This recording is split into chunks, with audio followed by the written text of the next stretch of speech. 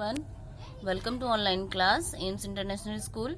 आज class 8th का Hindi grammar और चैप्टर 2 है वर्ण विचार। इसका एक्सप्लेन हमने कर दिया था बेटा, और आज इसके क्वेश्चन आंसर पर हम बात करेंगे।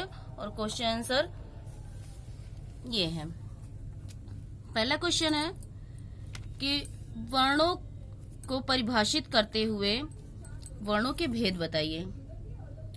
तो भाषा की सबसे छोटी छोटी ध्वनि जिसके और छोटे छोटे टुकड़े नहीं किए जा सकते हैं वर्ण या अक्षर कहलाते हैं, जैसे अ, प, च, न, म आदि।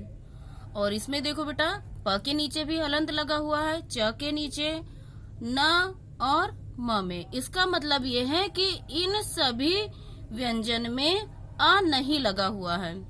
ठीक है। अगला क्वेश्चन है, स्वर वर्ण कितने प्रकार के होते हैं?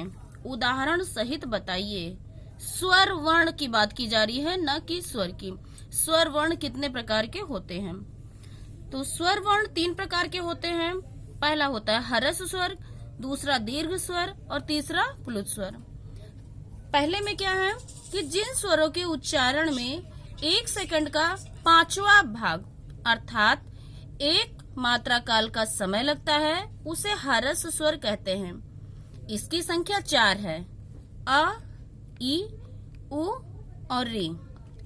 दीर्घ स्वर जिन स्वरों के उच्चारण में ह्रस्व का दुगना समय लगता है उसे दीर्घ स्वर कहते हैं, जैसे आ, ई, उ, ए, ऐ, ओ, औ। और तीसरा है प्लुत स्वर।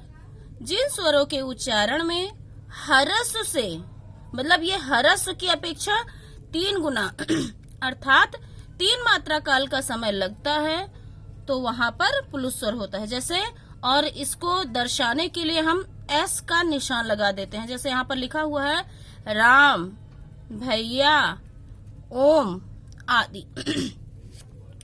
क्वेश्चन 3 देखिए, व्यंजन किसे कहते हैं? ये कितने प्रकार के होते हैं? जिन ध्वनियों का उच्चारण करने के लिए स्वर की आवश्यकता होती है।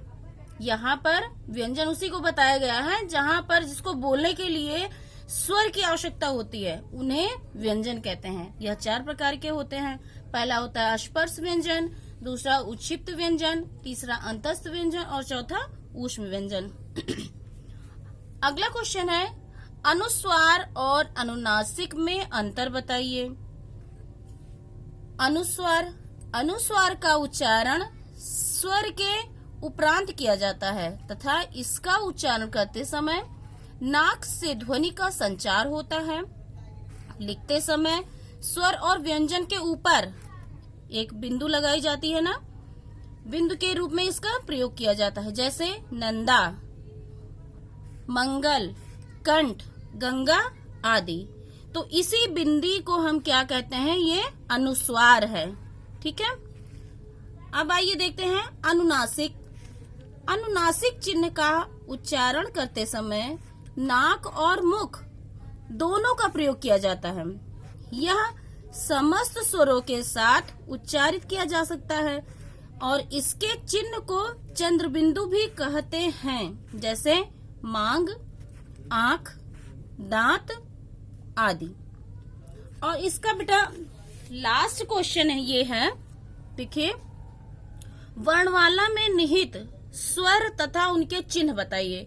ये हमने आपको अगले वीडियो में बता दिया था कि वर्णमाला में चिन्ह बताइए। तो इसका मतलब यही है कि जो आप लोग पढ़ते चले आए हैं शुरू से लेकर के, ये है आ में कोई मात्रा चिन्ह नहीं होती है, बड़ा आ में ये मात्रा होती है, छोटी ई की मात्रा बड़ी ई, छोटा ऊ, बड़ा ऊ, री, ए, ऐ, ओ, औ। ये सभी क्या है? ये स्वर मात्रा के चिन्ह दिए हुए हैं। ठीक है बेटा। और इसको करने के बाद आपको इन प्रश्नों को लिखने के बाद 4 प्रश्न हैं। चारों प्रश्नों को लिखने के बाद आपको अपनी कॉपी में वर्णों के उच्चारण स्थान को भी लिखना है।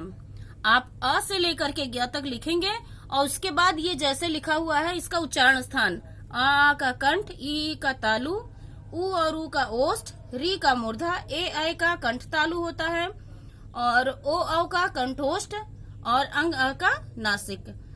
और जैसे ये क वर्ग है, क ख ग घ ङ कंठ से निकलता है, च वर्ग च छ ज झ ञ तालु से, और ट वर्ग ट ठ ड ढ ण मूर्धा से, त वर्ग त थ द ध न ये हम दंत की सहायता से बोलते हैं, प फ ब भ म ये हम ओष्ठ की सहायता से, और क से लेकर के म तक का स्पर्श व्यंजन होता है।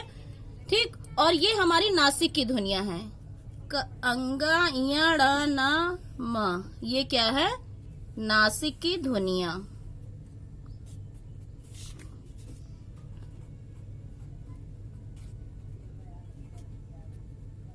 ठीक, उसके बाद है य र ल व ये 4 अंतस्थ व्यंजन है, स स स ह ऊष्म व्यंजन है, और छ त्र ज्ञ और श ये संयुक्त व्यंजन है। ठीक है बेटा, तो इसको आप कंप्लीट कर लीजिएगा। ये आपका सेकंड चैप्टर कंप्लीट हुआ, और हमारी वीडियो को लाइक किया करिए, शेयर किया करिए। Okay, thanks for my video.